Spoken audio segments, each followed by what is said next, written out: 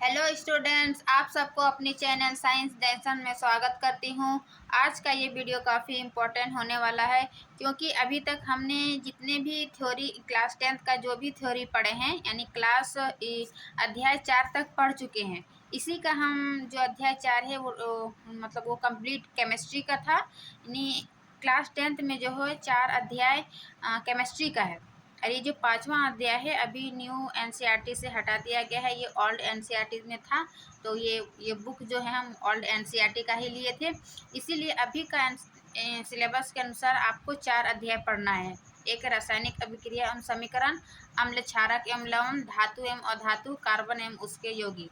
तो इन चारों चैप्टर का हम डिटेल थ्योरी लेक्चर में पढ़ चुके हैं। अब उसका हम एक एक अध्याय करके क्या करेंगे, उसका जितने भी टाइप का क्वेश्चन आंसर है, चाहे अभ्यास है या फिर क्वेश्चन का बीच बीच का क्वेश्चन आंसर है, उन सभी को आज लेकर आए हैं।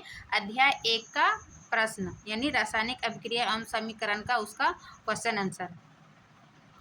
तो चलिए शुरू करते हैं, बिना देरी के चैप्टर में आते हैं।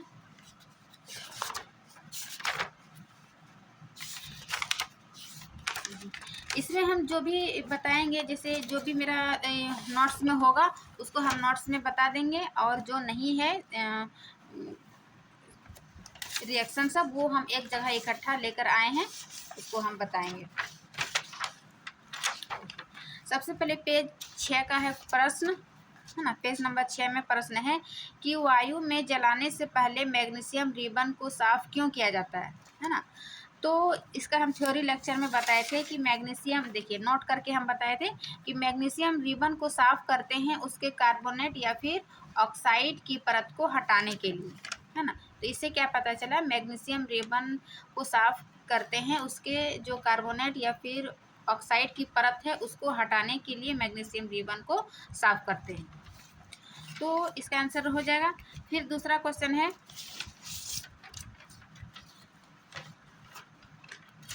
कि निम्नलिखित रासायनिक अभिक्रिया के लिए संतुलित समीकरण लिखिए, है ना। दूसरा है निम्नलिखित रासायनिक अभिक्रिया के लिए संतुलित समीकरण लिखिए।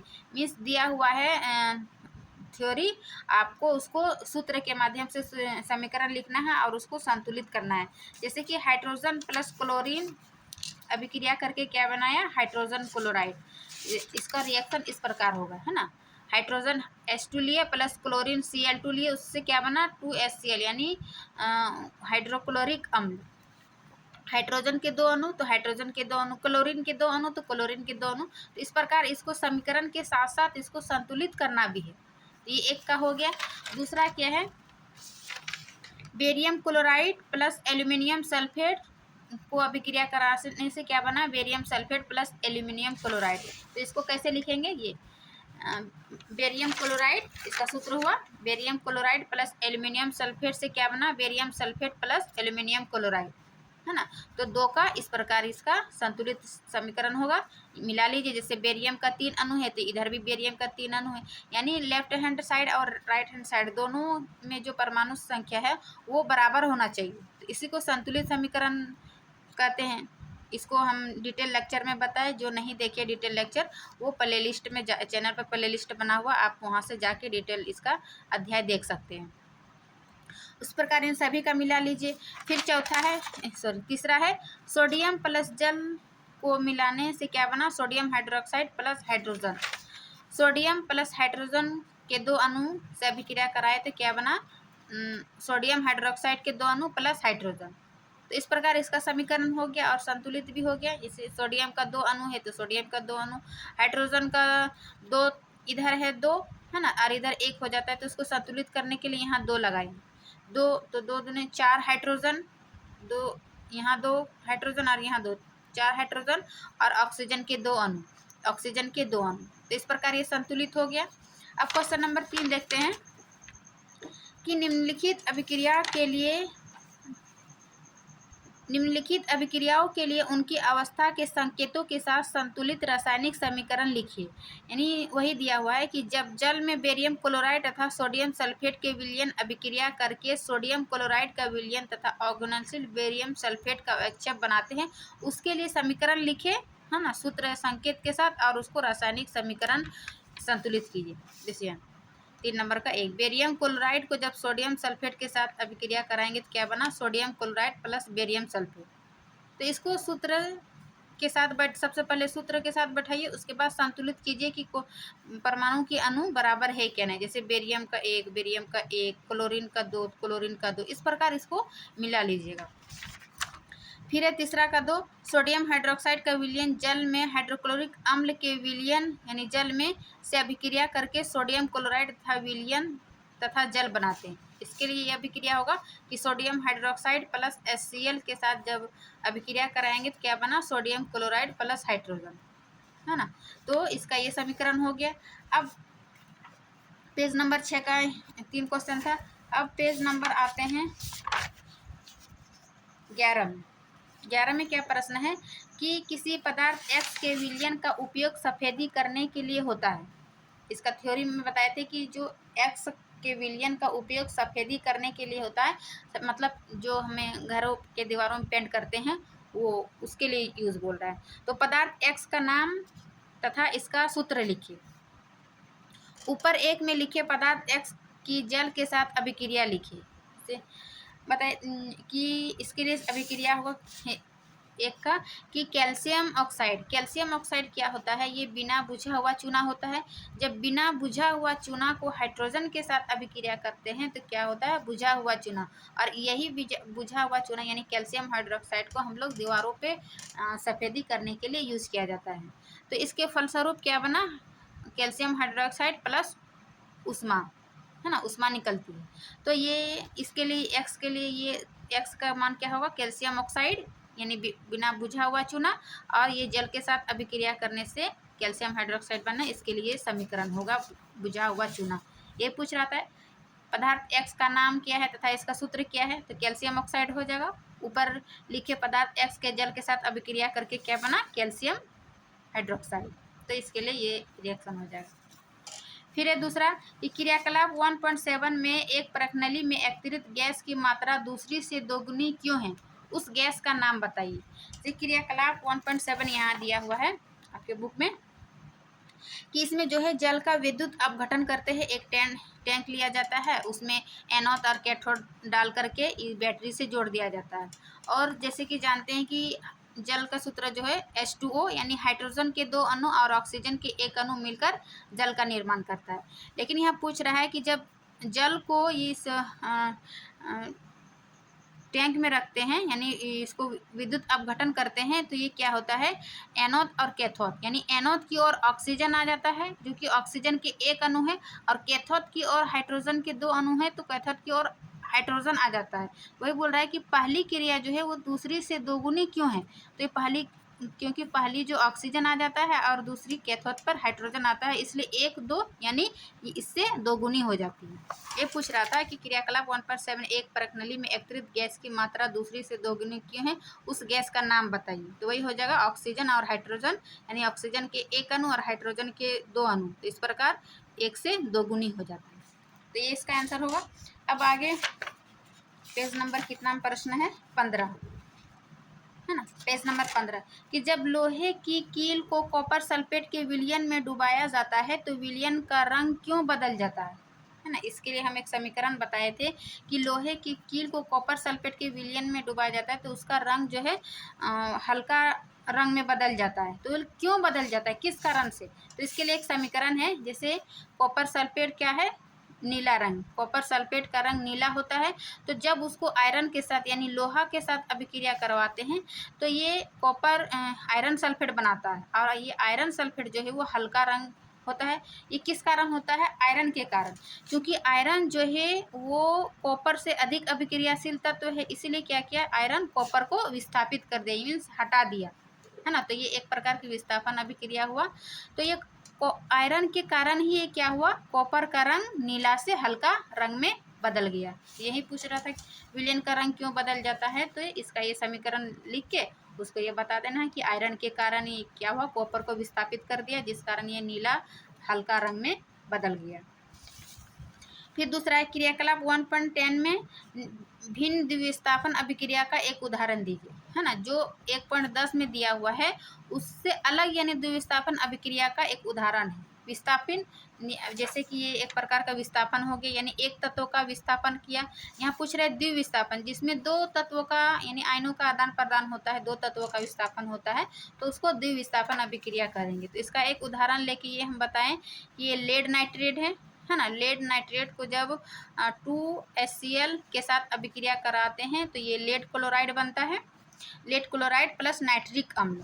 तो यहाँ देखिए ये लेड जो है, देखिए हम द्विविस्थापन में बताए थे कि फर्स्ट जाएगा 4 के साथ और 2 जाएगा 3 के साथ, हाँ सॉरी 3 के साथ, यानी लेड क्लोराइड, लेड क्लोराइड ये एक बार विस्थापित हुआ। दूसरा बार क्या हुआ, ये नाइट्रिक और H यानी दोनों मिलके क्या बना, नाइट्रिक अम्ल। तो ये द्विविस्थापन यानी दो बार एक ही रिएक्शन में दो बार विस्थापित हुआ, तो ये द्विविस्थापन का उदाहरण है, समझ गए। और तीसरा है कि निम्न अभिक्रियाओं में उपचयित तथा अपचयित पदार्थों की पहचान करें। उपचयित हम बताए थे जिसमें ऑक्सीडेशन यानी जिसमें ऑक्सीजन की वृद्धि होता है वो उपचयित होता है ना, उपचयन क्रिया। और वही जब ऑक्सीडेशन हो जाता है तो उसी को उपचयित कर बोलते हैं। और अपचयित में क्या होता है, ऑक्सीजन की कमी होता है। और जब ये रिडक्शन यानी अपचयन क्रिया जब होता है तो उसमें अपचयित बोलते हैं। तो उस पदार्थ की पहचान करें, जैसे कि यहाँ सोडियम प्लस ऑक्सीजन है और यहाँ क्या बना, सोडियम ऑक्साइड। तो इसको जैसे सोडियम है ना, यहाँ पर बताते हैं सोडियम है, सिर्फ सोडियम था यहाँ, तो इसमें क्या हुआ, सोडियम के साथ ऑक्सीजन आ गया रिएक्शन के बाद। तो इससे क्या पता चला कि सोडियम में जो है वो ऑक्सीजन की वृद्धि हुआ। तो ऑक्सीजन की वृद्धि क्या कहलाता है, उपचयन यानी ऑक्सीडेशन हुआ। ऑक्सीडेशन जब हुआ तो ये क्या हो गया, उपचयित, यानी ऑक्सीजन जो है सोडियम जो है वो उपचयित हुआ। और ऑक्सीजन में क्या हुआ, ऑक्सीजन तो रिड्यूस हो रहा है यानी रिडक्शन हो रहा है, तो ये ऑक्सीजन अपचयित हो जाएगा और सोडियम उपचयित हो जाएगा। तो यहाँ पर वही पूछ रहा थी कि इनमें से इन अभिक्रिया में पहचान करें, तो सोडियम हो जाएगा उपचयित और ऑक्सीजन हो जाएगा अपचयित, है ना। इस प्रकार इसकी पहचान करके लिख दीजिएगा। फिर ये दूसरा उदाहरण, कॉपर ऑक्साइड प्लस हाइड्रोजन से क्या बना, कॉपर प्लस जल। इसको कैसे समझाएंगे, जैसे कॉपर ऑक्साइड, इसमें क्या है, ऑक्सीजन है। जब इधर आया अभिक्रिया के बाद तो क्या हुआ, ऑक्सीजन की कमी हो गई, यानी ऑक्सीजन इससे रिड्यूस हो गया। तो ये क्या हो जाएगा, कॉपर ऑक्साइड का अपचयित होना, यानी इससे ऑक्सीजन हट जाना।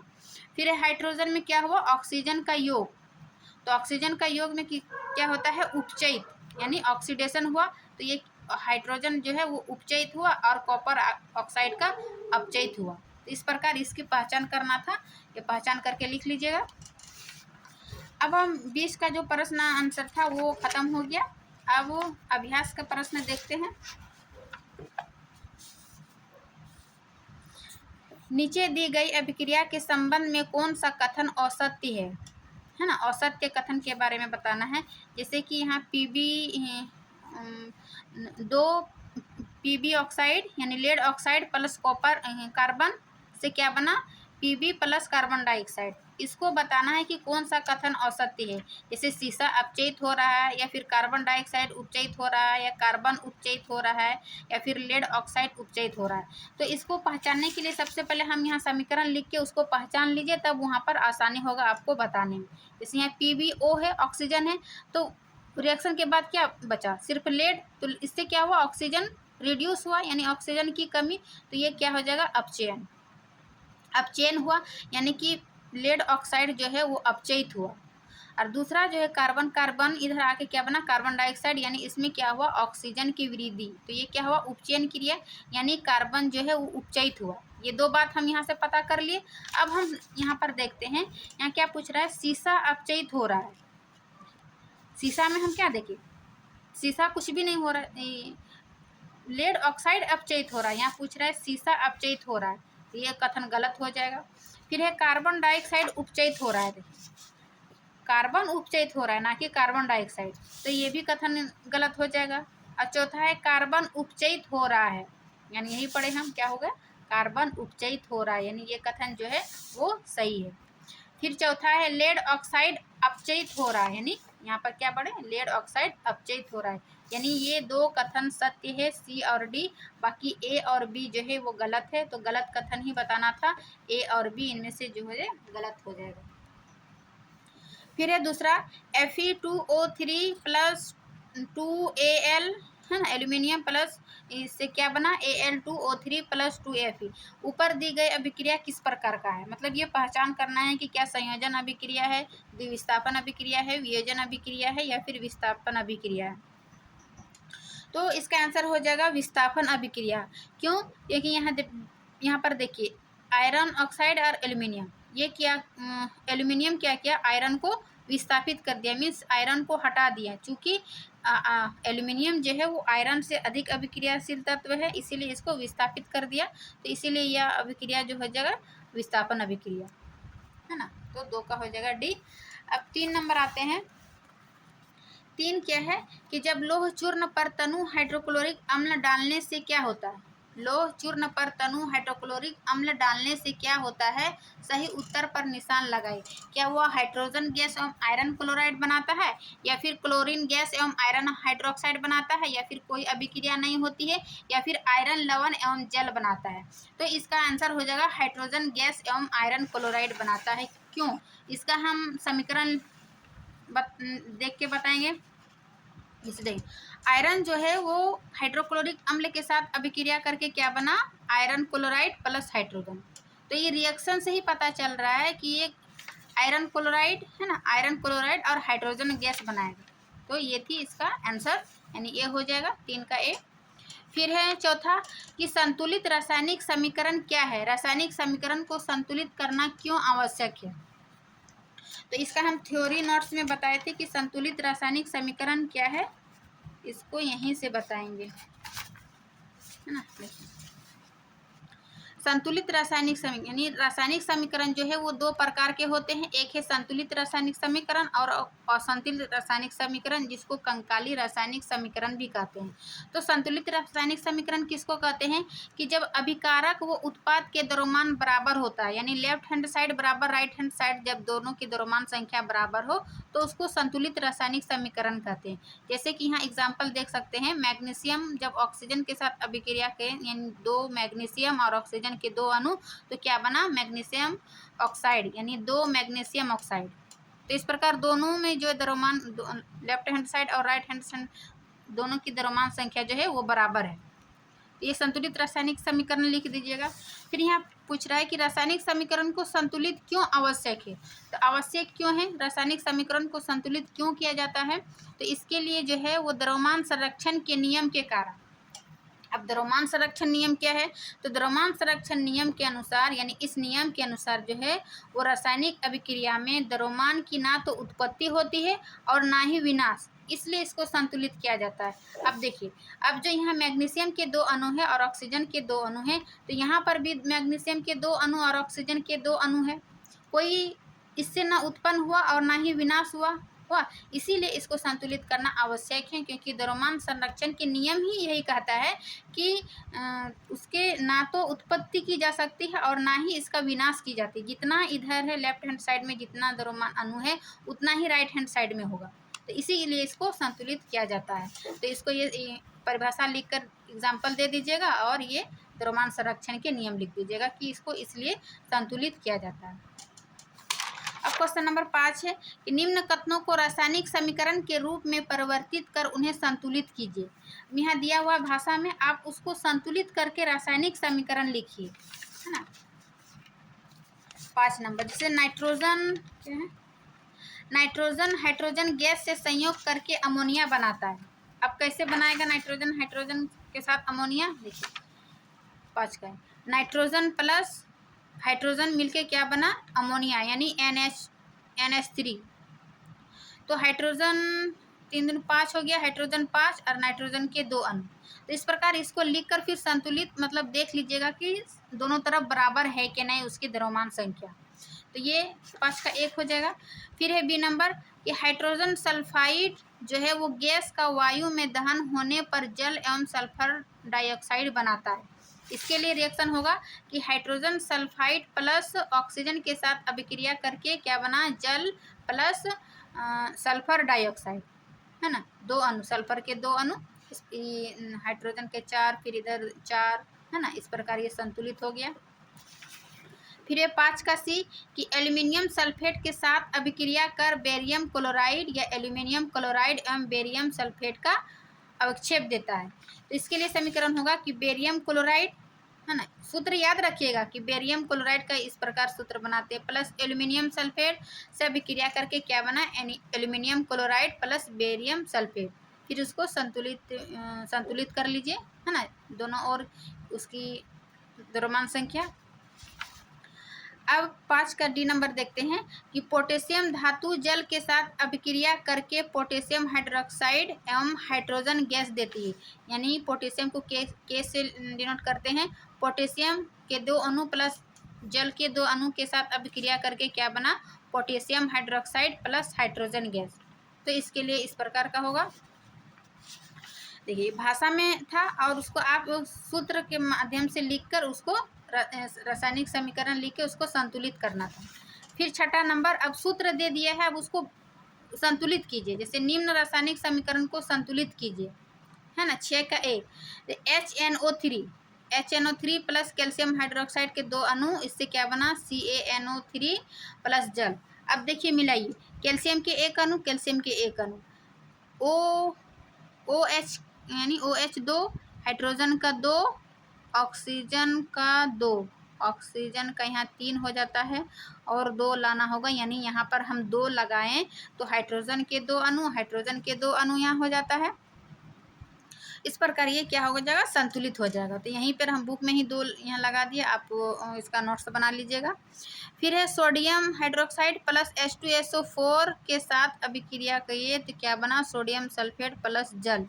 इसको कैसे करेंगे, जैसे सोडियम का यहाँ पहले 1 अणु था, ये तो हम बाद में लिखे, सोडियम के 1 अणु था तो सोडियम यहाँ 2 अणु है, इसलिए हम यहाँ 2 लगाए, क्योंकि ये संतुलित हो जाएगा। सोडियम के 2 और यहाँ इधर सोडियम के 2, OH यहाँ भी यानी 2, हाइड्रोजन 2, ऑक्सीजन 2, हाइड्रोजन 2, ऑक्सीजन 2 और यहाँ पर भी 2 है, इसलिए हम यहाँ 2 लगाएं ताकि हाइड्रोजन की जो है 4 हो जाएगा और SO4 हो जाएगा। इस प्रकार ये संतुलित हो जाए।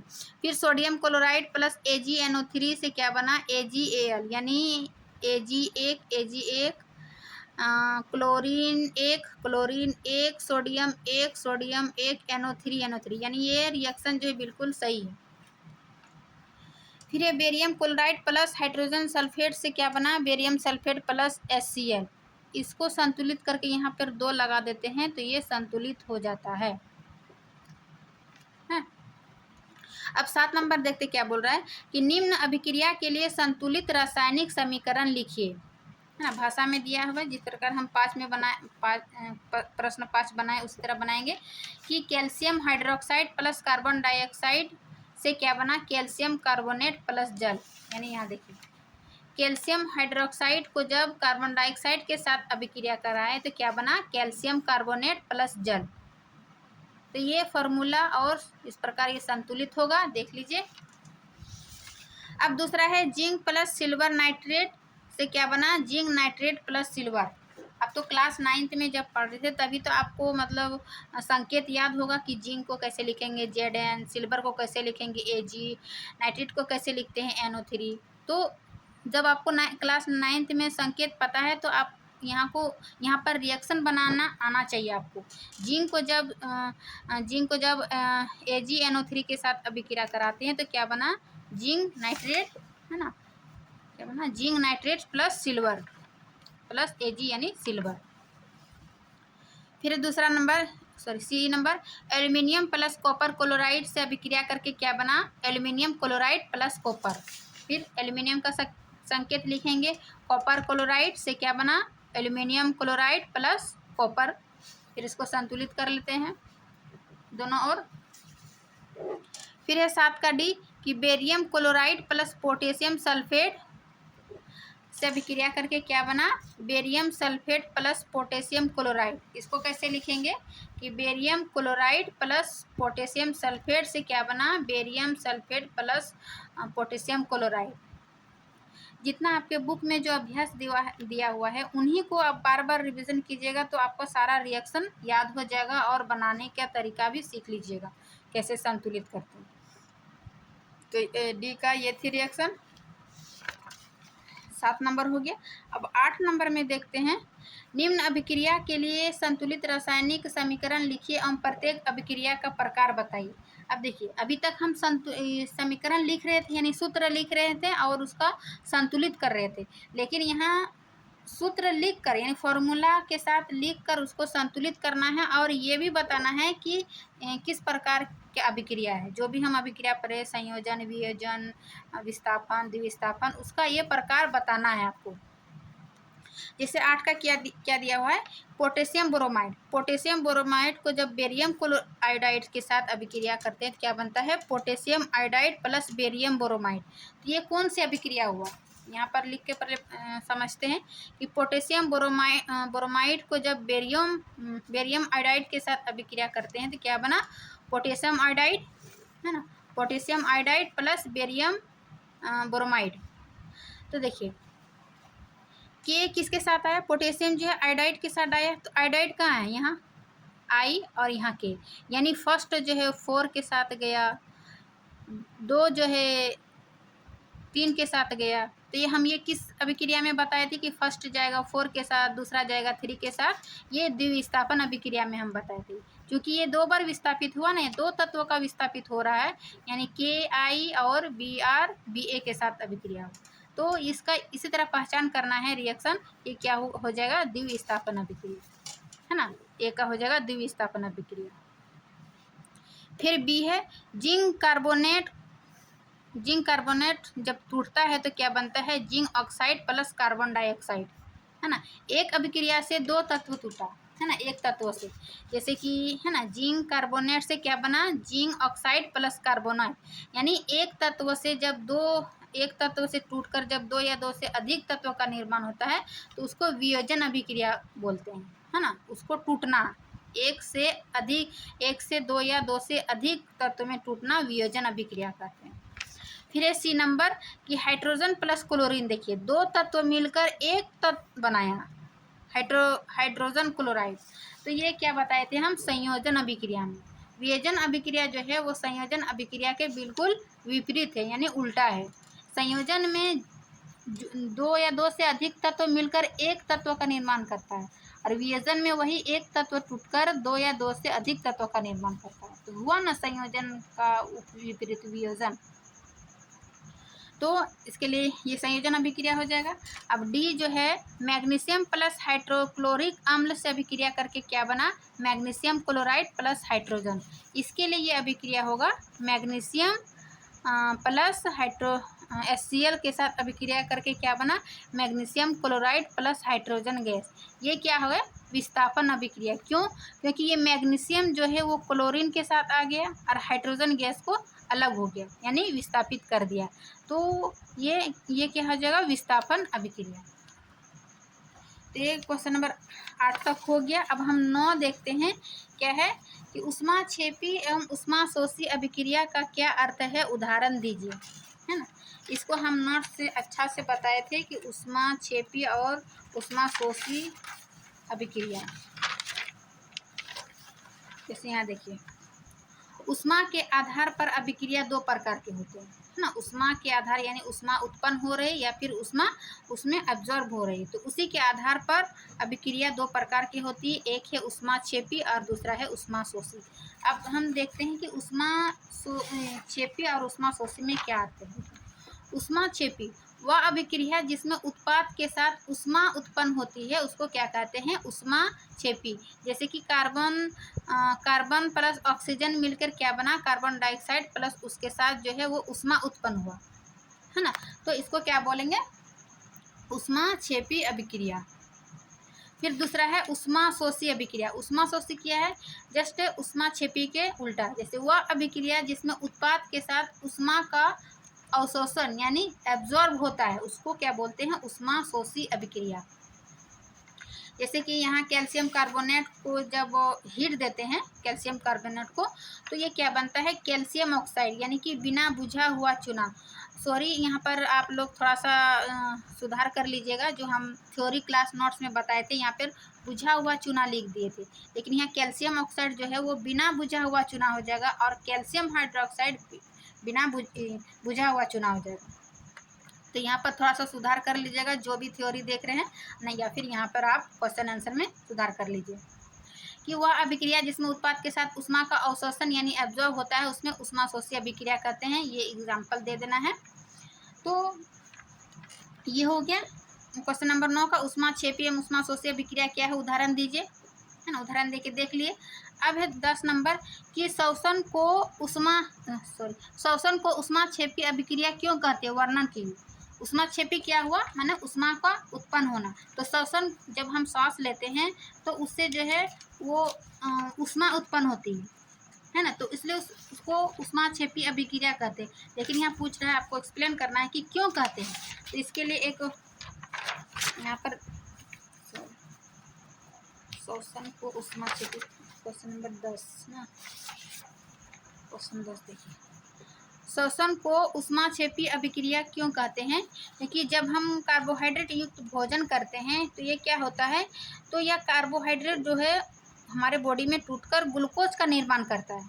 जब भी हम कार्बोहाइड्रेट युक्त जैसे चावल रोटी ये सब खाते हैं ना, तो ये कार्बोहाइड्रेट हमारे बॉडी में जो है टूटकर ग्लूकोज का निर्माण करता है और यह ग्लूकोज जो है ऑक्सीजन से मिलकर हमें ऊर्जा प्रदान करता है। फिर इसी के लिए एक रिएक्शन है, देखिए ग्लूकोज का फॉर्मूला होता है ये C6H12O6। जब ऑक्सीजन के साथ अभिक्रिया करेगा तो क्या बनाएगा, कार्बन डाइऑक्साइड प्लस जल, और ये ऊर्जा उत्पन्न करेगा। तो इससे ये क्या पता चला कि जब ग्लूकोज शोषण जो हम करते हैं, जो ऑक्सीजन के साथ कार्बोहाइड्रेट मिलकर हमें ऊर्जा देती है, उसके साथ क्या होता है, वो हमें उष्मा उत्पन्न होती है ना। इसीलिए यह एक उष्माक्षेपी अभिक्रिया है। तो ये क्वेश्चन नंबर 10 था। अब हम क्वेश्चन नंबर 11 देखते हैं कि वियोजन अभिक्रिया को संयोजन अभिक्रिया के विपरीत क्यों कहा जाता है, इन अभिक्रियाओं के लिए समीकरण लिखिए। अभी हम जस्ट बताए थे अभिक्रिया, देखिए रासायनिक अभिक्रिया के प्रकार में हम बताए थे कि संयोजन 5 प्रकार के होते हैं। एक है संयोजन अभिक्रिया, दूसरा है वियोजन अभिक्रिया, तीसरा है विस्थापन अभिक्रिया, चौथा है द्विविस्थापन अभिक्रिया और पांचवा है रेडॉक्स अभिक्रिया।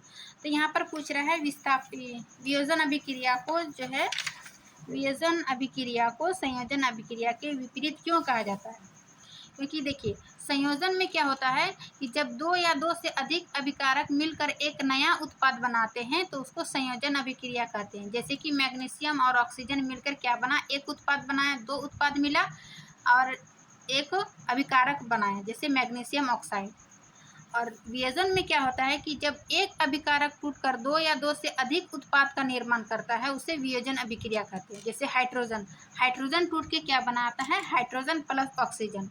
तो हुआ ना ये वियोजन जो है संयोजन अभिक्रिया के विपरीत, बिल्कुल उल्टा यानी विपरीत। तो ये संयोजन अभिक्रिया लिख देना है और ये वियोजन अभिक्रिया के उदाहरण दे दीजिएगा, बस आपका हो जाएगा कि संयोजन अभिक्रिया को वियोजन अभिक्रिया के विपरीत क्यों कहा जाता है, क्योंकि ये एक अभिकारक टूटकर 2 या 2 से अधिक उत्पाद बनाता है और इसमें एक अभिकारक टूटकर 2 अभिकारक मिलकर एक उत्पाद बनाता है। तो ये थी इसका 11 नंबर। अब हम देखते हैं 12 नंबर में।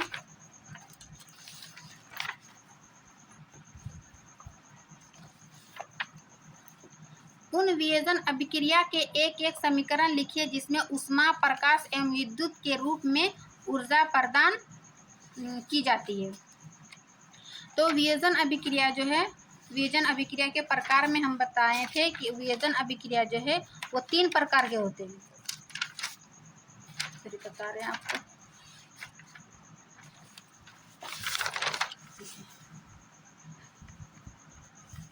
वियोजन अभिक्रिया के 3 भाग होते हैं, यानी 3 भाग होते हैं। एक है ऊष्मीय वियोजन, एक दूसरा है विद्युतीय वियोजन और तीसरा है प्रकाशीय वियोजन अभिक्रिया। तो यहाँ पर वही पूछ रहा है कि उन वियोजन अभिक्रिया के एक एक समीकरण लिखिए जो कि प्रकाश के कारण या फिर ऊष्मा के कारण या विद्युत के रूप में ऊर्जा प्रदान करती है। यानी वियोजन अभिक्रिया का ही ये 3 भाग है, उसी को लिखना है। जैसे ऊष्मीय वियोजन में क्या होता है, देखिए नाम से ही पता चलता है, जो ऊष्मा के कारण टूटता है। जैसे जब वियोजन अभिक्रिया ऊष्मा के कारण टूटता है उसको ऊष्मीय वियोजन अभिक्रिया कहते हैं। जैसे कि यहाँ एग्जाम्पल मांगा है, आप एग्जाम्पल लिख लीजिएगा। फेरस सल्फेट, फेरस सल्फेट को जब इसमें उष्मा देते हैं तो क्या बनता है, ये ferric oxide Fe2O2 plus SO2 plus SO3। Ferrous sulphate का रंग जो है वो हरा होता है, और जब इससे उष्मा के फलस्वरूप जो अभिक्रिया बना फेरिक ऑक्साइड, इसका रंग जो है वो लाल भूरा रंग का होता है। दूसरा उदाहरण कैल्शियम कार्बोनेट का भी दे सकते हैं। इसमें जब इसको हीट देते हैं तो ये क्या बनता है, calcium oxide plus carbon dioxide. तो ये उष्मा के कारण जो वियोजन हुआ वो उष्मीय वियोजन। दूसरा था विद्युत वियोजन का उदाहरण दो। तो विद्युत वियोजन में क्या होता है, जो वियोजन अभिक्रिया विद्युत के कारण टूटेगा उसको विद्युत वियोजन कहेंगे। जैसे जल का हम विद्युत अपघटन जब किए थे तो क्या किसमें टूटा, हाइड्रोजन और ऑक्सीजन में, है ना। तो ये विद्युत के कारण टूटा, इसलिए इसको क्या बोलेंगे, विद्युतीय वियोजन अभिक्रिया। फिर तीसरा है प्रकाशीय वियोजन अभिक्रिया। तो प्रकाशीय यानी प्रकाश से, जब वियोजन अभिक्रिया सूर्य के प्रकाश के कारण टूटता है तो उसको प्रकाशीय वियोजन अभिक्रिया कहेंगे। इसका एग्जाम्पल है AgCl, यानी जब इसको AgCl को सूर्य के प्रकाश की उपस्थिति में इसको अभिक्रिया कराएंगे तो ये Ag और Cl में टूट जाएगा। तो ये वियोजन अभिक्रिया देखें, उष्मा प्रकाश एवं विद्युत के रूप में ऊर्जा प्रदान की जाती है। उसका एक एक डिफिनेशन लिखकर उसका एक एक एग्जाम्पल दे दीजिएगा तो इसका आंसर हो जाएगा। फिर है 13 नंबर का कि विस्थापन एवं द्विविस्थापन अभिक्रिया में क्या अंतर है।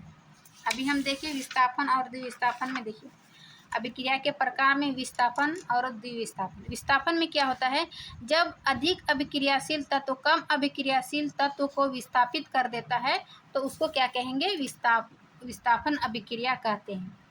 जैसे यहाँ अभिक्रिया से समझिए, कॉपर सल्फेट, कॉपर सल्फेट को जब आयरन के साथ अभिक्रिया करते हैं तो क्या बनता है, ये आयरन जो है वो कॉपर को विस्थापित कर देता है। क्योंकि आयरन जो है वो कॉपर से अधिक अभिक्रियाशील तत्व है।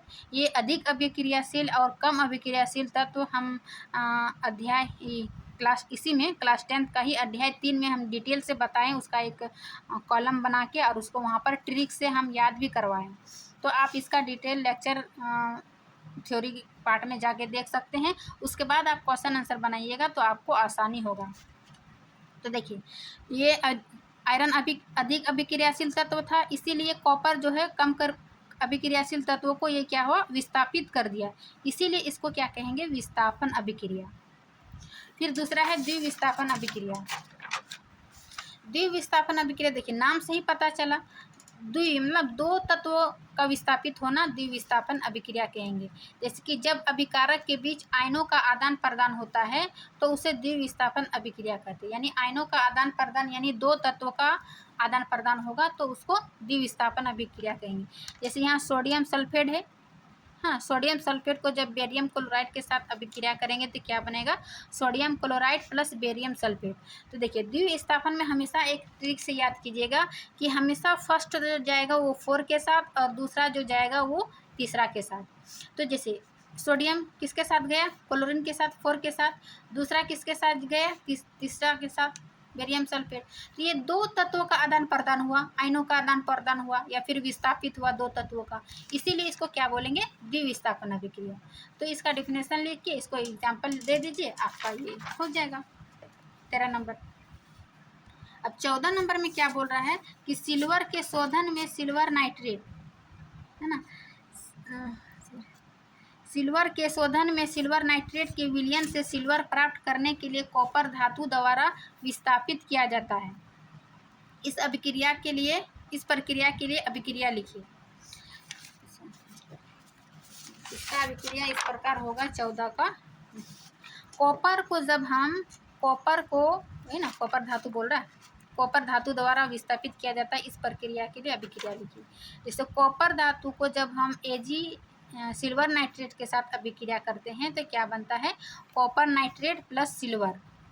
इसको ये रिएक्शन लिखना था और उसको बता देना है कि सिल्वर के शोधन में सिल्वर नाइट्रेट के विलयन से सिल्वर प्राप्त करने के लिए कॉपर धातु द्वारा विस्थापित किया जाता है, इस प्रक्रिया के लिए अभिक्रिया लिखिए। कॉपर क्या हुआ, NO3 के साथ अभिक्रिया करके ये सिल्वर को विस्थापित कर दिया, तो इसके लिए ये समीकरण होगा। अब 15 नंबर है कि अवक्षेपण अभिक्रिया से आप क्या समझते हैं, उदाहरण देके समझाइए। अवक्षेपण अभिक्रिया हम बताए थे आपको। देखिए, अवक्षेपण अभिक्रिया क्या है कि वह अभिक्रिया जिसमें अवक्षेप किसको बोलेंगे, मतलब जो अभिक्रिया के फल बना अघुलनशील पदार्थ जो बच जाता है उसको अवक्षेप बोलते हैं। अभिक्रिया में अघुलनशील पदार्थ का निर्माण होता है, वो क्या हुआ, अवक्षेपण। जैसे यहाँ उदाहरण से समझिए, सोडियम सल्फेट है ना, यहाँ सोडियम सल्फेट को जब बेरियम क्लोराइड के साथ अभिक्रिया किए तो क्या बना, sodium chloride plus barium sulphate. तो ये जो बेरियम सल्फेट जो है इसी को अवक्षेपण कहेंगे। क्यों, क्योंकि ये बेरियम सल्फेट जो है वो अघुलनशील पदार्थ है, यानी ये जल में घुलनशील नहीं है, ये अघुलनशील पदार्थ है, इसीलिए इसको क्या बोलेंगे, अवक्षेपण अभिक्रिया। तो ये परिभाषा लिख के इसका एग्जाम्पल लिख दीजिएगा। फिर है 16 नंबर कि ऑक्सीजन के योग या ह्रास के आधार पर निम्न पदों की व्याख्या कीजिए। प्रत्येक के लिए 2 उदाहरण दीजिए। तो हम इसके लिए बताए थे कि ऑक्सीजन के योग या ह्रास के आधार पर इसको 2 भागों में बांटते हैं, उपचयन और अपचयन, यानी कि ऑक्सीडेशन और रिडक्शन। तो इसका हम देख रहे हैं कि दोनों में क्या अंतर है। देखिए, उपचयन यानी ऑक्सीडेशन और अपचयन यानी रिडक्शन। उपचयन में क्या होता है, ऑक्सीडेशन, यानी इसका नाम से देखिए कि उपचयन में जो है वो ऑक्सीजन की वृद्धि होता है और हाइड्रोजन की कमी, और वहीं रिडक्शन यानी अपचयन में क्या होता है, ऑक्सीजन की कमी और हाइड्रोजन की वृद्धि। इसका एग्जाम्पल से देखिए कि कॉपर ऑक्सीजन, जब कॉपर ऑक्सीजन के साथ अभिक्रिया करते हैं तो क्या बनता है, कॉपर ऑक्साइड। तो इसमें क्या हुआ, कॉपर में ऑक्सीजन की वृद्धि हो गया, तो ये क्या हो जाएगा, उपचयन यानी ऑक्सीडेशन। वही दूसरा है कॉपर ऑक्साइड को, इसी को लेते हैं, कॉपर ऑक्साइड को जब हीट देते हैं तो उससे क्या बनता है, ये अलग अलग हो जाता है, यानी कॉपर अलग और ऑक्सीजन अलग। तो ये क्या हो जाएगा, ऑक्सीजन की कमी, यानी कॉपर में क्या होगा, ऑक्सीजन हट गया कॉपर से, तो ये क्या होगा, ऑक्सीजन की कमी। तो इस प्रकार ये दोनों में डिफरेंट देख लीजिए और उसको लिख दीजिएगा कि उपचयन में क्या होता है और अपचयन में क्या होता है। ये उपचयन और अपचयन जो है वो रेडॉक्स अभिक्रिया में दोनों क्रियाएं होती हैं। अब देखिए 17 नंबर, एक भूरे रंग का चमकदार तत्व X को वायु की उपस्थिति में गर्म करने पर वह काले रंग का हो जाता है। इस तत्व X जो है उस काले रंग के यौगिक का नाम बताइए। यहाँ पूछ रहा है कि X वो कौन सा तत्व है जो भूरे रंग का चमकदार है, उसको वायु की उपस्थिति में गर्म करने पर वह काले रंग का हो जाता है। इस तत्व X एवं उस काले रंग के यौगिक का नाम बताइए। तो इसके लिए हम एक समीकरण लिखते हैं। जैसे X जो है वो कॉपर को माना, जब कॉपर जो है वो भूरे रंग का होता है ना, भूरे रंग जब उसको ऑक्सीजन के साथ अभिक्रिया करके उसको उसमें ताप देते हैं तो ये क्या बनता है, कॉपर ऑक्साइड। यानी पहले कॉपर जो है भूरे रंग का था और जब वो उपचयित यानी ऑक्सीजन का योग, ऑक्सीजन उपचयित हो गया, उपचयित होकर क्या बना, ये कॉपर ऑक्साइड, यानी इसमें कॉपर में ऑक्सीजन ऑक्सीजन जुट गया, यानी ऑक्सीजन की वृद्धि हुआ, तो ये क्या हो जाएगा, ऑक्सीजन की वृद्धि। अभी हम देखिए उपचयन अभिक्रिया, तो ये उपचयित होकर कॉपर ऑक्साइड बना, जो कि ये कॉपर ऑक्साइड काले रंग का हो जाता है। तो ये यही समीकरण लिखना था 17 नंबर में। X वह तत्व है, कॉपर तत्व है, उसको वायु की उपस्थिति में यानी ऑक्सीजन की उपस्थिति में गर्म किए तो वो काले रंग का कॉपर ऑक्साइड बना। इस तत्व X उस काले रंग के यौगिक का नाम बताए। तो यौगिक हम अभी यहाँ बताए, उसी तरह आपको लिख देना है और बता देना है कि ये कॉपर जो है भूरा रंग का था, ये उपचयित होकर कॉपर ऑक्साइड जो कि कॉपर ऑक्साइड बनाया जो कि ये काले रंग का होता है।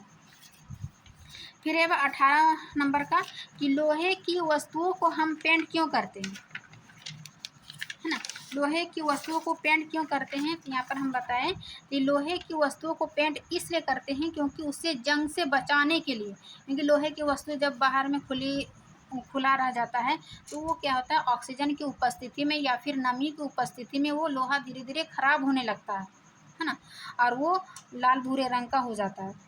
फिर उससे क्या होता है, उसकी मजबूती में कमी हो जाती है या फिर वज़न बढ़ जाता है ना। लोहे में जंग लगने के लिए एक हम यहाँ समीकरण लिखे थे, ये Fe के जब जल और ऑक्सीजन के साथ अभिक्रिया करके क्या बना, ये Fe2O3, यानी इसी को लाल भूरे रंग का, यानी ये इसी को लोहे में जंग लगने का सूत्र भी हो जाता है। ये इससे क्या होता है, लाल भूरे रंग का हो जाता है, इससे वजन बढ़ जाता है, मजबूती में कमी हो जाती है। ये 3 पॉइंट याद रखिएगा, लोहे में जंग लगने से संबंधित।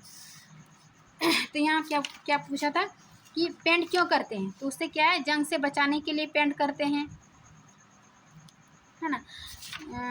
लोहे की वस्तुओं के हम पेंट क्यों करते हैं, तो यही सब लिख देना है, उससे बचाने के लिए। फिर है 19 नंबर कि तेल एवं वसायुक्त खाद्य पदार्थों को नाइट्रोजन से प्रभावित क्यों किया जाता है, यानी कि जो भी तेल एवं वसायुक्त खाद्य पदार्थ है उसको हम नाइट्रोजन से प्रभावित करते हैं। जैसे कि चिप्स की थैली में जो है वो नाइट्रोजन भरी जाती है ताकि जो है उसका उपचयन ना हो सके, यानी उसमें जो है ऑक्सीजन से वृद्धि करके ऑक्सीजन से अभिक्रिया करके वो उपचयित ना हो, इसीलिए उसको बचाने के लिए उसमें नाइट्रोजन गैस भरी जाती है। जैसे हम यहाँ पर बताए थे विसंकृति, है ना। विसंकृति में ही ये क्या है, खाद्य पदार्थों का उपचयन जो है वायु की उपस्थिति में खाद्य पदार्थों का धीरे धीरे खराब हो जाता है।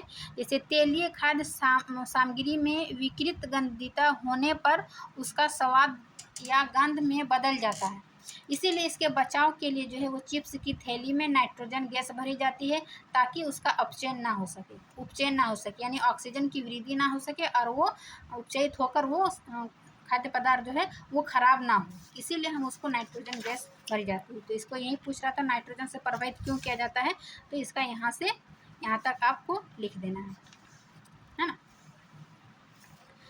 फिर 20 नंबर निम्न पदों का वर्णन कीजिए तथा प्रत्येक का एक एक उदाहरण दीजिए। क्या है, संचारण और विकृत गंधिता, वही पूछ रहा है। दैनिक जीवन में संचारण, दैनिक जीवन में उपचयन अभिक्रिया में हम बताए थे संचारण, और दूसरा था विकृत गंधिता।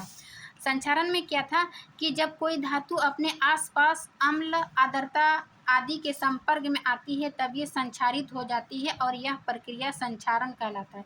इसका सबसे अच्छा उदाहरण लोहे में जंग लगना बताए थे, जैसे कि ये ऑक्सीजन यानी वायु और जल के उपस्थिति में ये क्या हुआ, धीरे धीरे खराब कर देता है, यानी संचारित हो जाता है। इस प्रक्रिया को ही क्या बोलते हैं, संचारण। जैसे लोहे में जंग लगना अभी बताएं, उससे क्या होता है, लाल भूरे रंग हो जाता है, वजन बढ़ जाता है, मजबूती में कमी हो जाती है, जल और ऑक्सीजन से अभिक्रिया करता है, ये लिख देना है लोहे में जंग लगना। दूसरा है विकृत गंधिता। विकृत गंधिता में जैसे दूसरा एक और उदाहरण बताए थे कि चांदी के ऊपर जो है वो काली पड़ जाती है, जो कॉपर और ऑक्सीजन के साथ अभिक्रिया करके जो समीकरण लिखे थे वो क्या हुआ, कॉपर ऑक्साइड बन गया, यानी वो काली पड़ जाती है। दूसरा है तांबे के ऊपर हरी परत चढ़ जाना। ये तीनों याद रखिएगा, कंपटीशन एग्जाम में भी पूछा जाता है कि चांदी के ऊपर काली क्यों पड़ जाती है, किस कारण से, तांबे के ऊपर हरी परत चढ़ जाती है ना। तो विकृत गंधिता, जो खाद्य पदार्थ का उपचयन होता है वायु की उपस्थिति में, तो इसका विकृत गंधिता, इसका यहाँ से ये भी लिख दीजिएगा, तो इसका भी यही हो जाएगा। हाँ, तो ये अभ्यास का 20 क्वेश्चन कंप्लीट होता है ना। अभ्यास का 20 क्वेश्चन कंप्लीट होता है और 20 में से देखिए अधिकतर जो है मेरे नोट से पढ़ाया हुआ ही था, जो हम नोट से ही आपको बताया कि यहाँ से यहाँ लिखना है, कैसे लिखना है। जो मेरा नोट्स में नहीं था, यानी कि जो कि ये इस टाइप का था ना, समीकरण टाइप का, इसको हम एक जगह लिख लिए ताकि आपको याद करने में और आपको इधर उधर खोजना ना पड़े, इसीलिए हम इसको लेकर आए हैं। मैं आशा करती हूँ कि ये वीडियो आपको अच्छी लगी होगी और जो भी हम बताएं अभ्यास का प्रश्न क्वेश्चन आंसर उसको आप अच्छी तरह से समझ लिए होंगे। जो भी हम अपने नोट्स से बनाएं आप यकीन मानिए मेरे नोट्स से, इसमें हम 100% जो कंटेंट कवर करते हैं, ताकि इस वीडियो को देखने के बाद जो है आप किसी और वीडियो को देखने को ज़रूरत ना हो। क्यों? क्योंकि हम पहले थ्योरी पढ़ाए, थ्योरी पढ़ाने के बाद जो है हम इसका क्वेश्चन आंसर कराए, इससे क्या होगा, आपका सारा कन्फ्यूजन जो भी रहेगा वो दूर हो जाता है। और हम एनसीईआरटी का ही पॉइंट टू पॉइंट नोट्स तैयार किए, इसीलिए मेरा नोट्स ही देखिएगा अधिकतर क्वेश्चन आंसर जो है मिल गया, क्योंकि हम चैप्टर को जो है वो पूरे एनसीईआरटी का एक सिस्टमेटिक ढंग से तैयार करते हैं, ताकि आपका जो भी बुक एक्टिविटीज़ जो है वो कवर हो जाएगा, क्वेश्चन आंसर भी तैयार हो जाएगा। तो आप लोग चैनल को ज़रूर देखिए, थ्योरी देखने के बाद आप क्वेश्चन आंसर बनाइए। वीडियो अच्छी लगी तो लाइक एंड सब्सक्राइब ज़रूर करिए। मिलते हैं नेक्स्ट क्लास में, तब तक के लिए थैंक यू।